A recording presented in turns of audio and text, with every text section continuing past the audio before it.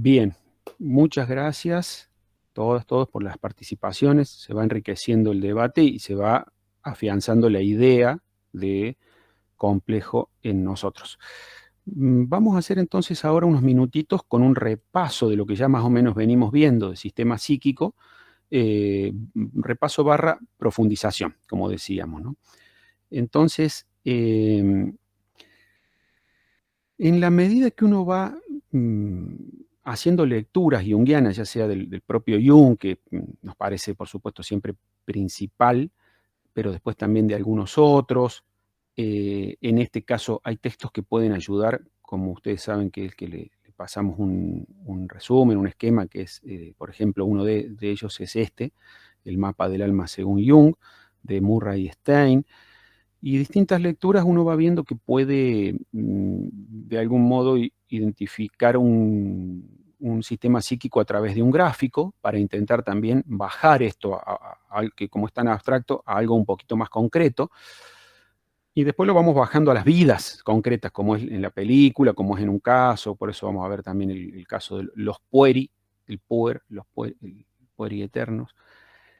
Y uno dice, bueno, en principio lo que se nos dice parece proponer una especie de triángulo, ¿no? Porque en la medida que bajamos aparece mayor superficie.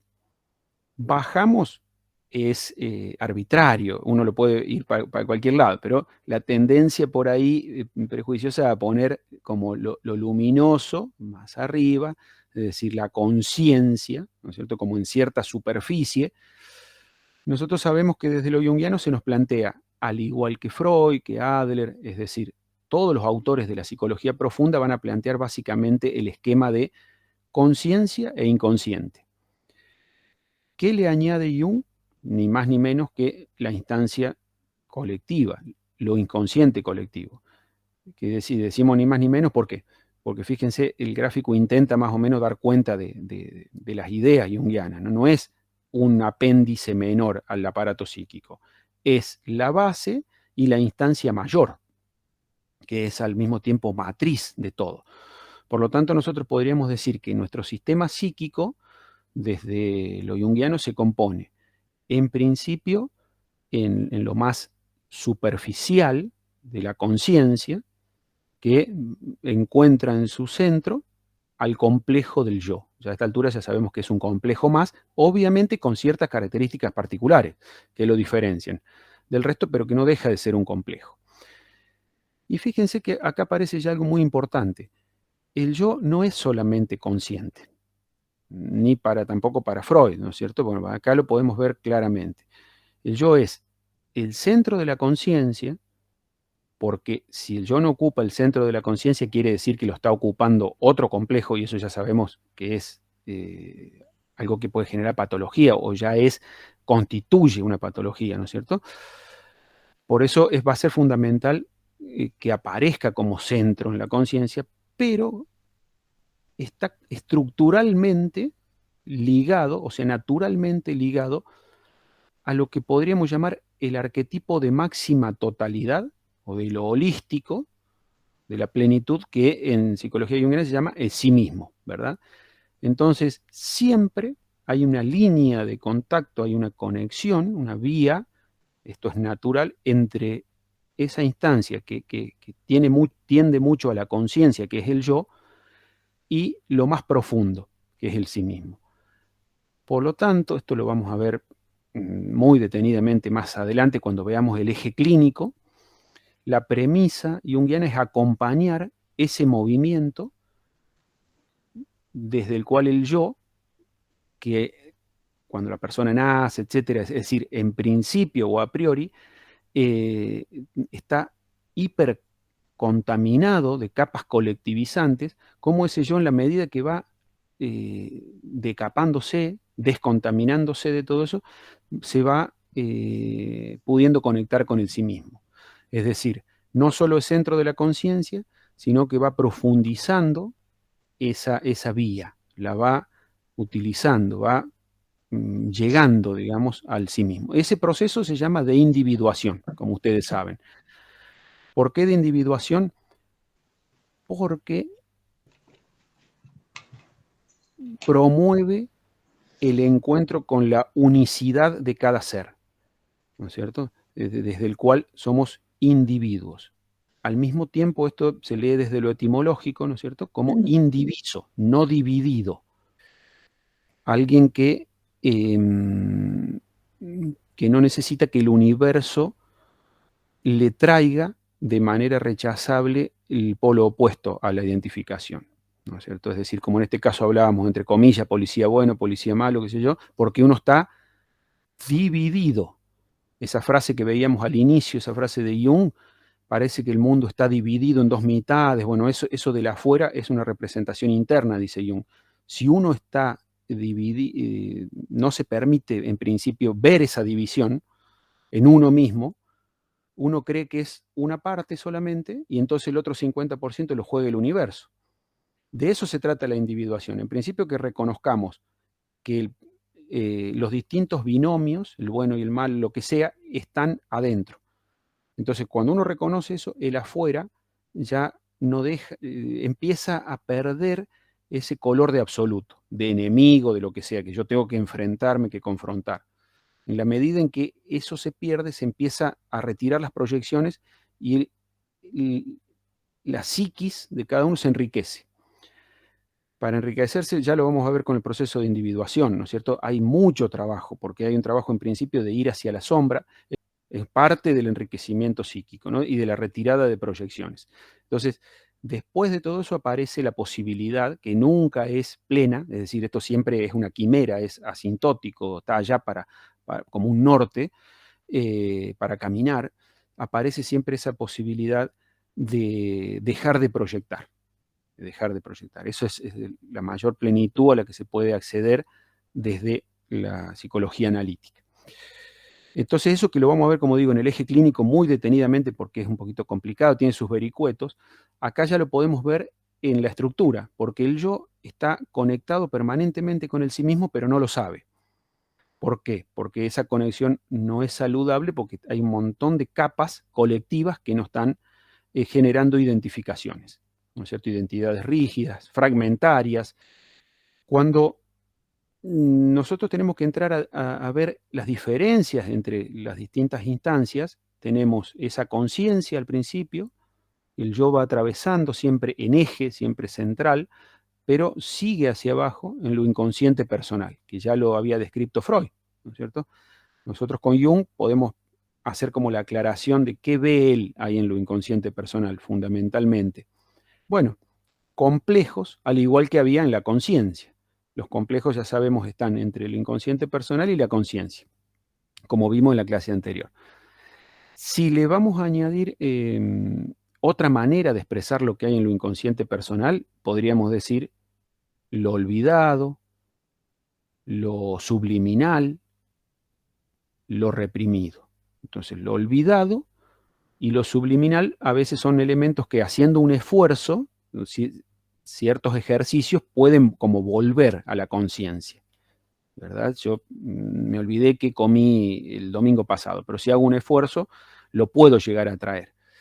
Lo subliminal es, yo estoy haciendo foco en algo, pero están ingresando estímulos al mismo tiempo que ese foco. Es simplemente cambiar de lugar mi foco y voy a ver que esos estímulos se hacen conscientes, ¿no? Como el ruido de la calle, etcétera, si vamos a algo ahora concreto. En cambio, lo reprimido no. Ese es el elemento dentro de lo inconsciente personal que más hay que trabajar terapéuticamente, ¿no? Porque justamente en el aspecto de lo reprimido se van a anclar cuestiones que son las más resistentes, ¿no es cierto? Son las más resistentes. Lo que uno tuvo que reprimir por fuerza mayor en algún momento de su vida para poder continuar con cierto equilibrio anímico, con cierto equilibrio psíquico. ¿Qué se suele reprimir?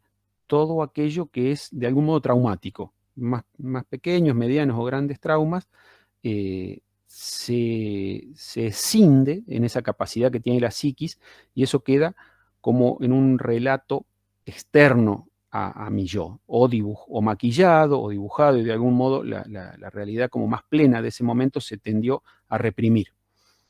Eso es lo que Jung nos plantea así esquemáticamente de lo inconsciente personal. Ahora bien, cuando pasamos a esa instancia ahí donde aparece Jung, el Jung diferencial, que se diferencia del resto de autores, porque hasta ahí decíamos Freud y Adler, que son los compañeros de gremio de psicología profunda, te van a decir más o menos lo mismo, pero ¿qué pasa? Jung añade esa gran instancia, ¿no? Lo inconsciente colectivo. ¿Qué hay en lo inconsciente colectivo? Ya no hay complejos. En lo inconsciente colectivo aparece lo que él llama arquetipo, ¿verdad? Y nosotros, si bien tendemos a confundirnos, porque el mismo Jung a veces hablaba de arquetipo como si fueran las imágenes, en rigor de verdad sabemos que el arquetipo no es una imagen. El arquetipo per se es como esto que hablábamos al inicio, bueno, antes de empezar a grabar, así que lo repetimos, es una preforma, le va a decir Jung en algún momento, ¿no? Es más energía, pero que no es ornamental, no está ahí como meramente para eso, para una cuestión vibratoria. Es preforma, y está bien el término porque es como algo que está destinado a tomar forma. Es como si tuviera una intención de encarnar. Por eso el arquetipo es como que tiene un sentido, una orientación hacia fin, ¿no es cierto? Entonces, un arquetipo, por eso está tan relacionado en la literatura junguiana con qué palabra el arquetipo, con el instinto. Así como el instinto tiende a realizarse, ¿no es cierto? Es parte de nuestra naturaleza y para sobrevivir, lo instintivo no nos pregunta mucho, sino que va, nos toma, y va porque es más fuerte que cualquier otra decisión, sino que es de supervivencia. Lo arquetípico también. Por eso ahí hay algo interesante para leer. Si yo no realizo o no me dejo habitar y atravesar por movimientos arquetípicos que tienden a cierta realización, por lo tanto freno de alguna manera, me la rebusco con el ego, etcétera, para frenar esos movimientos, es como si en algún momento dejara de comer, o de tomar agua, o de dormir. En ese punto me parece interesante unir lo que conocemos de lo instintivo con lo que Jung nos plantea de lo arquetípico, porque si no, vieron que parece en la literatura como si fuera lo arquetípico eh, un interesante ornamento cultural para hablar de algún rol, del héroe, del guerrero, de esto, y que si se da o no se da, no nos genera mayor tensión. Es muy distinto a decir, bueno, ¿qué pasa si un instinto no llega a su meta? Bueno, el riesgo es de muerte ahí, ¿no? Hay un riesgo de muerte. Entonces nosotros decimos, no, ¿cómo no va a tomar agua? ¿Cómo no va a, cómo no va a dormir? Podríamos poner la misma premisa para lo arquetípico. ¿Cómo no va a integrar la guerrera en su vida? Ahí hay una muerte, ¿no es cierto? Si uno no integra una imagen arquetípica, que a la vez refiere a un arquetipo, hay algo que murió. Entonces, eh, podemos estar alerta con esa misma atención para decir, bueno, ¿cómo hago para que esto reviva? ¿Cómo reconecto mi sistema psíquico con ese arquetipo? Que sabemos que a nivel mm, más esencial, si se quiere, es extrapsíquico el arquetipo, pero no es un más allá de la psiquis que implique una ausencia de diálogo. No es eso está allá y la psiquis está acá y punto, no.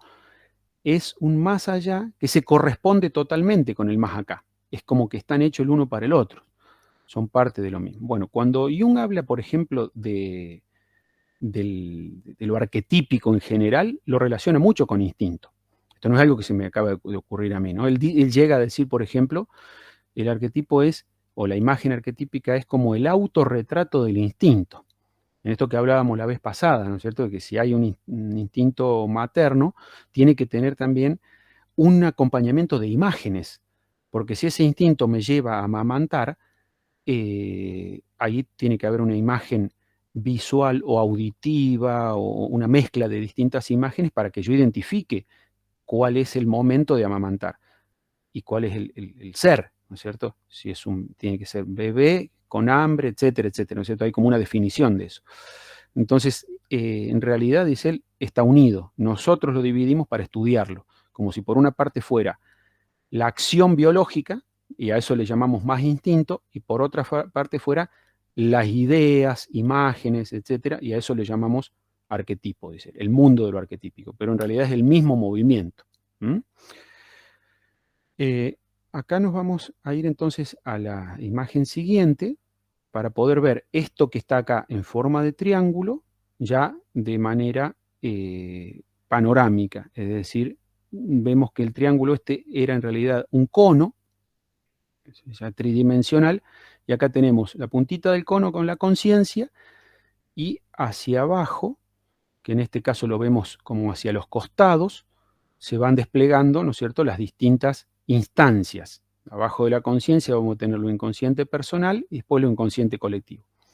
En colores cálidos tenemos el psiquismo, la psiquis, en su estructura básica. Por eso estamos viendo acá el nivel estructural del sistema psíquico. ¿Qué vamos a tener por fuera? Lo extrapsíquico es el mundo de lo arquetípico.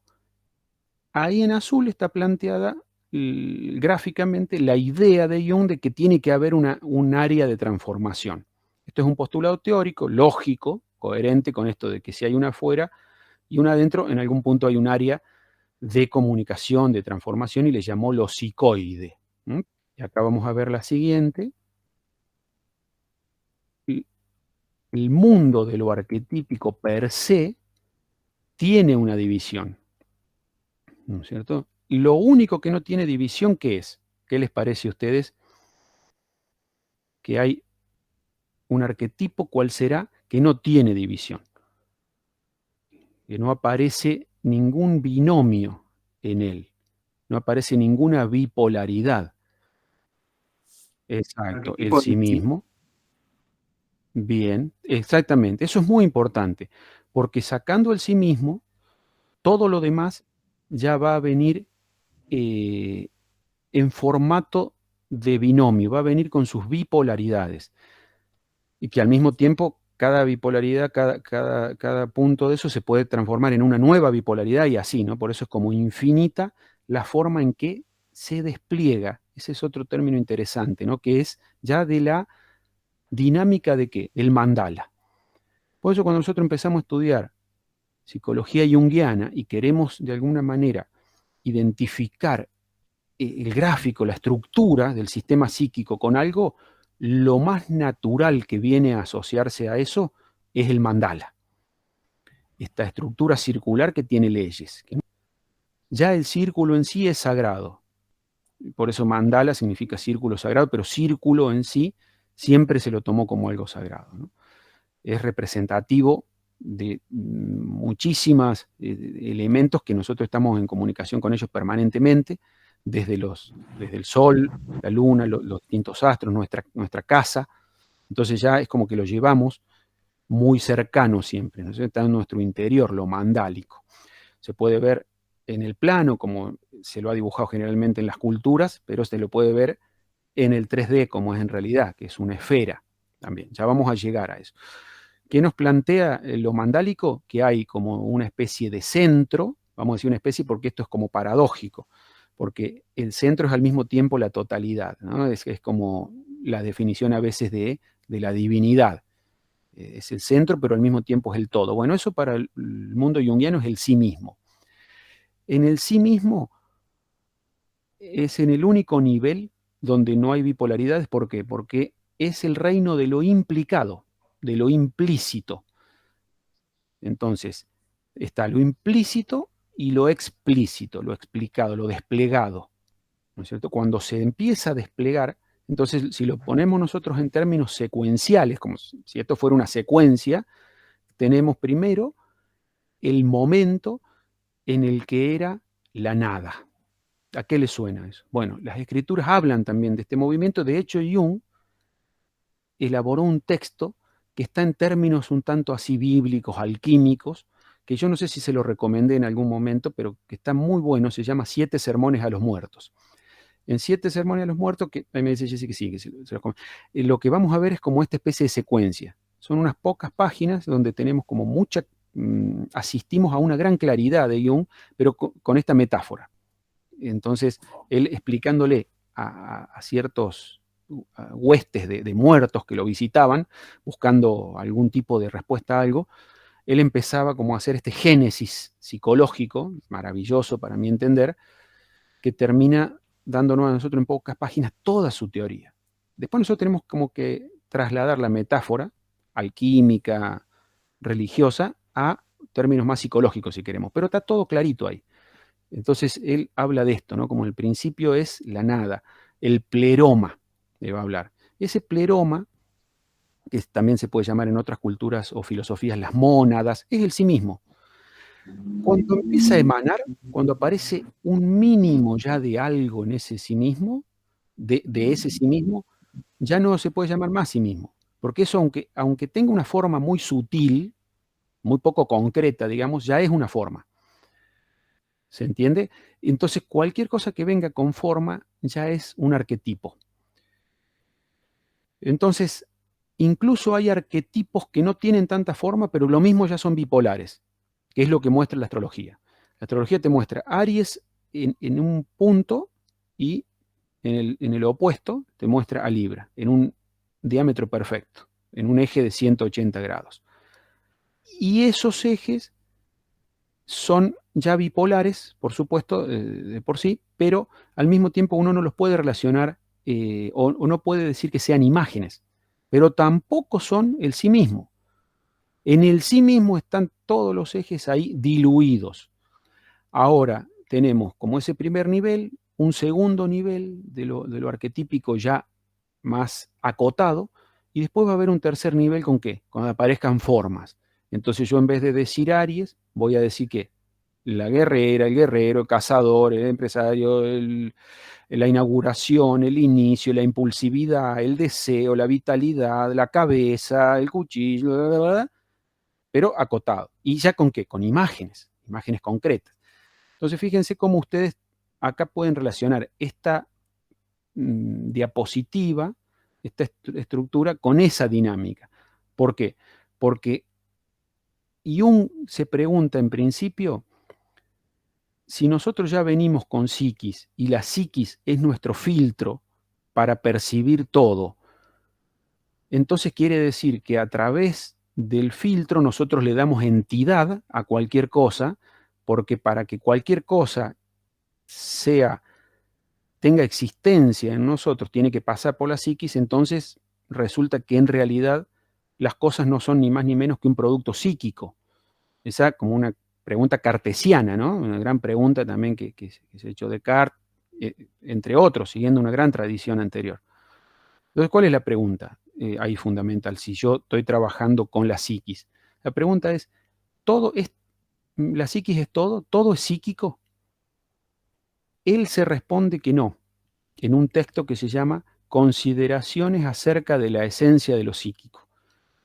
Él hace todas unas reflexiones lógicas ahí y dice, no, de ahí se dice que Jung no es panpsiquista, no todo es psíquico para Jung. Él dice, hay algo extrapsíquico, que es este mundo de lo arquetípico, pero que está destinado a ingresar a la psiquis. Entonces, ahí viene la idea del ingreso. ¿Cuándo ingresa un arquetipo a la psiquis? Cuando es plausible de representación. Entonces, para nosotros la palabra representación tiene mucho que ver con psiquismo desde Jung, porque además es imagen, y para Jung psiquis es imagen fundamentalmente, es la capacidad magistral de la imaginación. Entonces, mientras estaba en el aspecto no formal, es decir, por fuera de la psiquis, no tiene forma, todavía no accedía, pero cuando ingresa un arquetipo al psiquismo, empieza a hacerse representable. Y eventualmente van a surgir imágenes que nos hablen de ese arquetipo. Esta es la teoría básica, ya después vamos a ver la dinámica, que eso vendrá en el encuentro que viene, de cómo se mueve la libido, ¿no? La energía psíquica. Con esto acá, con que nos quede un poco más la foto, lo estático, ya vamos a ir viendo de a poquito. Lo que sí le voy a pedir que empecemos ya, dicho esto, ya podemos empezar el diálogo. No quería primero, digamos, dejar de hacer como una introducción para que podamos entrar a ver qué ideas le van surgiendo a ustedes, qué dudas, qué contradicciones podemos encontrar, como para que todos tengamos como un acceso a la teoría junguiana sobre el sistema psíquico, que podamos compartir, que digamos, bueno, estamos sobre esta base, porque de acá en adelante esto como que se va a empezar a dar por supuesto. Y si de algún modo lo aprendimos mal o distorsionadamente, nos va a hacer mucho ruido. Entonces hoy tenemos el resto del día como para esto, ¿no? Yo por eso no quiero avanzar mucho. Fíjense que recién estamos tratando de ver como la primera imagen, que era un triángulo, que después vemos que es un cono. ¿Qué tiene ese cono? Si lo vemos de arriba, de alguna manera, y cómo se relaciona desde este texto tan interesante, consideraciones acerca de la esencia de lo psíquico, qué es lo psíquico, existe todo como psiquis o hay algo afuera. Recién estamos con lo primero, ¿no? Lo primerísimo. Y uno interpreta y dice, sí, yo siento, intuyo que hay algo afuera. Entonces es platónico en ese sentido, pero ese afuera está destinado, codestinado entre adentro y afuera, se corresponden, se co-corresponden. ¿Y de qué manera? Bueno, voy a tratar de explicarlo. Bueno, hay un ingreso, y bueno, ingresa con sus dos polos, porque está el polo más instintivo y el polo más espiritual. Y ahí, bueno, hace un lindo lío que voy a tratar de explicarlo y comentarlo para que nosotros veamos cómo de algún modo incorporamos lo arquetípico a nuestro mundo ya anímico, psíquico, en sus dos facetas, ¿no? Tanto el polo instintivo como el polo espiritual o cultural que le llamo. Porque en Piscis se plantea la paradoja de que una parte, una doceava parte, igual que las otras 11, toma el rol del todo. Es como si fuera un micro todo, porque es la parte encargada de cerrar el círculo. Así como Aries es la parte encargada de iniciar, y no me quiero ir muy por las ramas, sino voy a hablar muy simple de los signos, Piscis es la parte encargada de cerrar. Entonces, el todo más profundo y pleno, ¿cuál es? Es el zodíaco completo, que le podríamos llamar subsumido en un sí mismo. Ahora, dentro de ese todo hay una parte que juega también de todo. Por eso cuando uno toma a los distintos signos como arquetipos con los cuales es saludable relacionarse, y uno dice, está bueno conectar, integrar más lo ariano porque me falta capacidad de decisión, de iniciativa, de esto, de lo otro, de confrontación. También voy a ir pudiendo ver los distintos recursos que representan los distintos arquetipos restantes, ¿no es cierto? Y no vamos a entrar acá porque para eso, de hecho, en unos meses ya nos vamos a conectar con el taller sobre Jung y la astrología, donde ahí desplegaremos todo, pero esto es para explicar el sistema psíquico, porque de hecho el sistema psíquico es muy explicable desde esta dinámica también. Entonces está muy bueno ya iniciarlo, adelantarnos un poquito con Pablo. Entonces vos decís, bueno, a ver, ¿y cuáles son los recursos que se asocian a lo pisciano, por ejemplo? Así como los recursos asociados a lo ariano eran los antedichos. Bueno, pues bien, uno fundamental es la capacidad y sensibilidad de conexión con el todo, justamente. ¿El opuesto cuál es? Virgo. ¿Cuál es su recurso principal? La capacidad de conectar con la discriminación. En lo astrológico es poder, ante dada una situación, yo poder analizarla, tipo digitalmente, poder discriminar. Esto es esto, esto es esto, esto es esto, se compone de distintas partes. ¿Qué estoy haciendo? Análisis. ¿Y qué significa eso? Dividir para percibir de cierto modo. Eso nos va a ayudar muchísimo en función metódica, eficientizar, hacer más eficaz esto, lo otro, características, algunas de las características virginianas. ¿Qué me pierdo ahí si estoy más en lo digital? Lo analógico, lo gestáltico. Entonces, esa capacidad que tiene el opuesto se conecta con la sensibilidad para percibir todos, percibir lo holístico. Entonces, está buena la pregunta ahí de Pablo y la asociación, esta paradoja de que una parte al mismo tiempo como que juega como si fuera todo. Trato de, si les parece a ustedes, como introducir la idea de los dos polos de lo arquetípico, como para que quede un poco ahí impregnando nuestras almas y después volvemos y vamos cada uno comentando lo que le pareció. A ver, claro, porque Jung está tratando en estos textos, uno de ellos el que le dije, de Esencia de lo Psíquico, etcétera. Hay otro que está ahí, el que tenga el volumen 8, que se llama La dinámica de lo inconsciente. Acá están esos textos, ¿no? Están energética psíquica, la función trascendente, es uno de los más ricos para todos estos niveles que estamos planteando. Ahí vamos a encontrar estos textos, pero de algún modo sigue la controversia, por eso está bueno leerlos y debatirlos y que yo les proponga las ideas y ustedes digan, che, pero acá no me cierra, ¿cómo es esto? Y estoy de vuelta. Él se está planteando si todo es psíquico o no, ya lo vimos. Hay un acto de fe, un acto como platónico ahí, que él lo intuye así, trata de explicarlo, pero no hay como una explicación hiperracional de por qué hay cosas que son extrapsíquicas. Sí empieza en este esfuerzo academicista a hacer referencias. ¿Y qué utiliza?